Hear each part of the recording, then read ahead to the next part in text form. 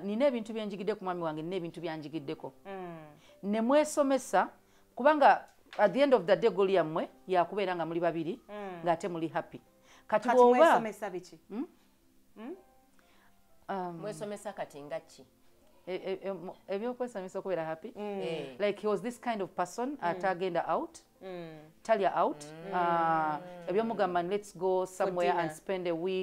weekend not a week ebampavu nafe obweza tulina obulowoza naye ekyomugambako you need some time off to rest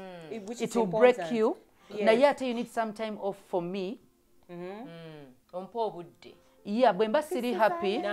marriage yaffe tegenda kuba ngeri successful nkuwa obudde you need time off just to listen to me. I need time to listen to you, to get to know you. So you have this routine. I have to go from home, then church, then work, then you leave late. Chiwamanyira. But that's not how it's supposed to be.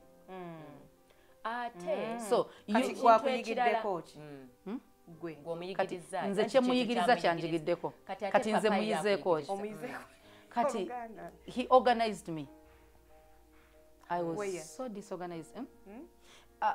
One, ndi muntu asobola okukeera ne ngamba ngenda ku salt gye ngenda okusiiba wakati awo mu lunaku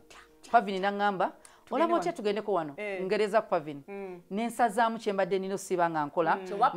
kyewunda pulaani nze nti nakedde nga nina ovuga emmotoka ngenda kulaba Pavin laba anti sulwankubira nangamba bannange mbadde nkwetaaga essaawa zino nenkyusa ne disappointinga Pavin gwe nasosokola naye program nsanyuse anti so nga ate nze osobola okuŋŋamba ati nedda munango exactly ng'agamba lekeraawo okubanga oyagala osanyusa buli omu no ending up ng'odisappointinze abalala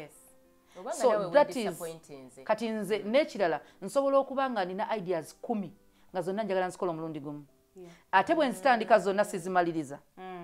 halfway kati is one person nti tandika ekintu kimu soko kimalirize then you pursue another kati that wasn't me